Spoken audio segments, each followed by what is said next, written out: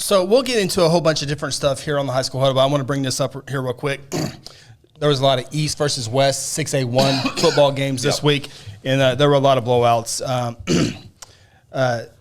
Union took it to Santa Fe 62-21. Number one team.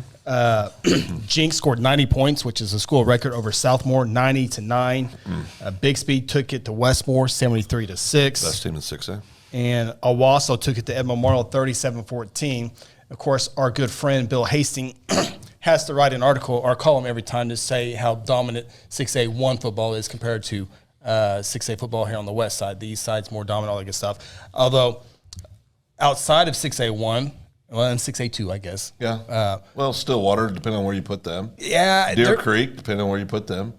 But as far as winning, all that, his column, business as usual, the superiority of Tulsa area schools in Class 6A1. And he talked to Mark Rogers, who we know very well, and worked with him and does a good job covering high school athletics. And he said during a talk with Mark, he wanted to know just how sick are the Oklahoma City area coaches of the every year superiority of Tulsa schools, which I sleep pretty good. Doesn't make a big difference. But we're not coaches. Yeah, we're not coaches. So Mark said, really, I don't hear a lot of complaints down here. I think everybody just feels like they've got to get better. Mustang coach Lee Blankenship, who obviously has ties up in the Tulsa area, knows what's going on in Tulsa, and that's what he's trying to replicate here.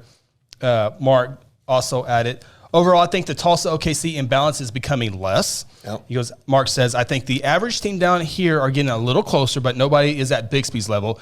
Everybody's chasing Bixby now. Maybe Union can compete with them this year. Mark, one more thing, said, are there better players in Tulsa? Yes. They also tend to move around more. There's more transferring up in there than there is in Oklahoma City. But Norman and Mustang have played pretty well against Broken Arrow and Owasso, and Norman needs to beat Jinx this year. Yeah. So I think it's, the last time the West Side School won was back in 1995. It's getting closer. Yeah. Getting closer. Well, and that dominance, you go back years ago, that dominance was on this side of the state, right? And there's been a few things that's occurred.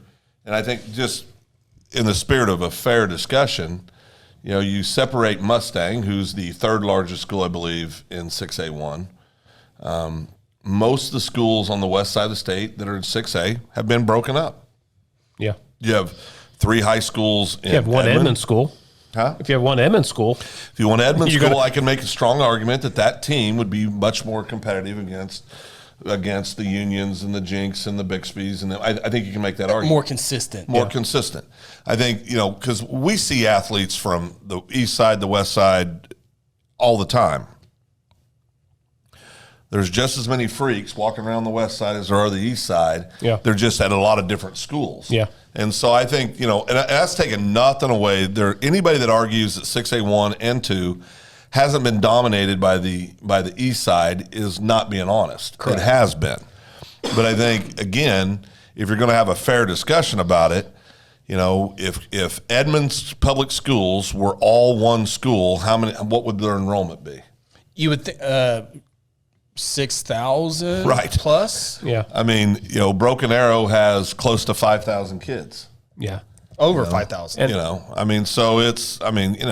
There's now Bixby does not have those numbers, and it's very well established that I believe they are the best team in 6A. I think they're the best team in high school football in Oklahoma right now, followed closely by Union.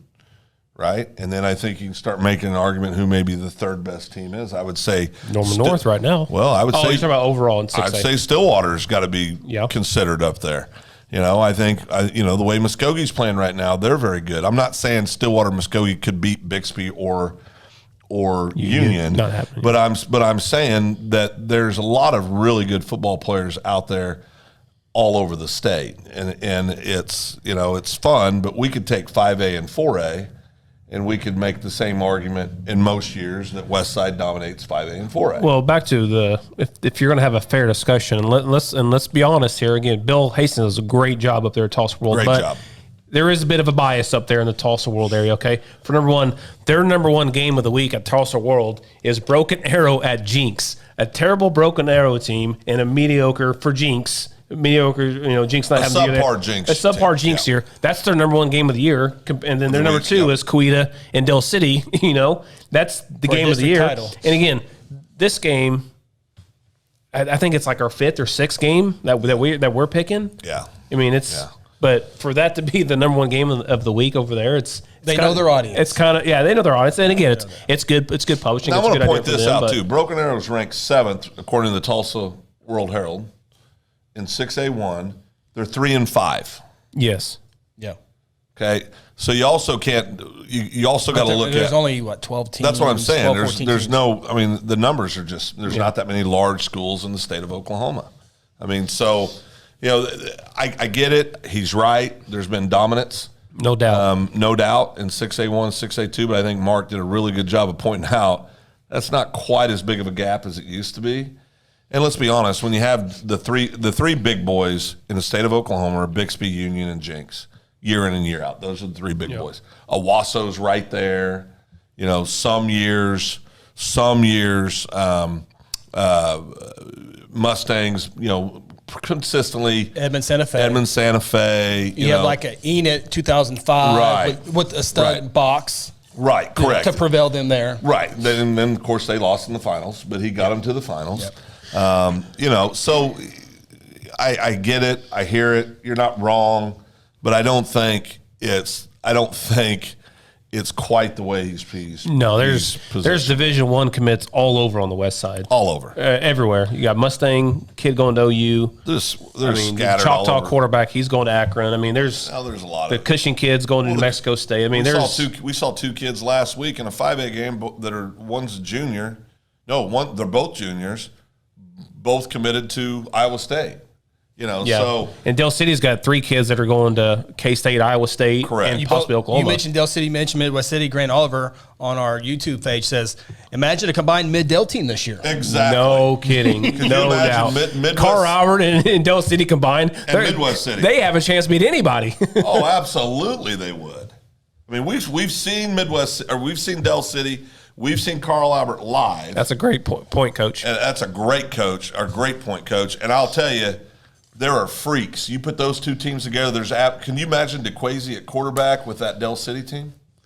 Or the Midwest City quarterback. Or the running back. Del City to actually have a legitimate running game with the Carl Albert kid. Well, and put the best coaching staff together. And put the best coaching staff together for that Del team. City quarterback would have to play wideout. Yeah. It would probably be first team. No, I mean it's just insane. So I think what I don't like is when they start implying, when you start using words about dominance, no question they've won the state championships. No question. I can make a strong argument. There's only 4 teams that are consistently. You go into every year. There's 4 teams, depending on the year, that have a shot at winning. And then there is a huge drop off. You get below 4 and 5 in 6A1. I guess a huge drop off. I guess we could just brag all the time about 5A football on the west side of the state. Because last year was Collinsville. There was 1 year it was Tulsa East Central. There was 1 year it was Booker T. Washington. Yep. And it has a chance this year, but it's Carl Albert. Yeah. Carl Albert's been in there. Guthrie's had 4 of them. Shawnee had 1 in there, but the most dominant.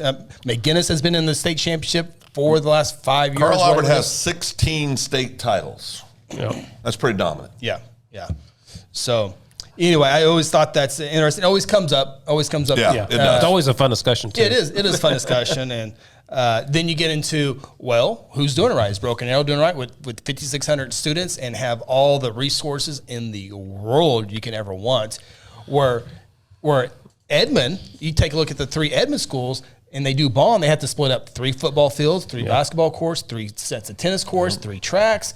Imagine putting all that together as one resource into one football stadium, into one track. I mean, I think they'd be okay. Coach Oliver also mentioned, don't forget Altus. They won 1 too. Yes, they did. Yeah. With that crazy. Benway was the offense, and Benway and the running back that was committed to Air Force. Yes, it was a 3-year I forget his starter. name. Yes, very good. Yeah, Altus was definitely in there. In fact, we broadcasted Altus first round game in the playoffs before making it to the state championship.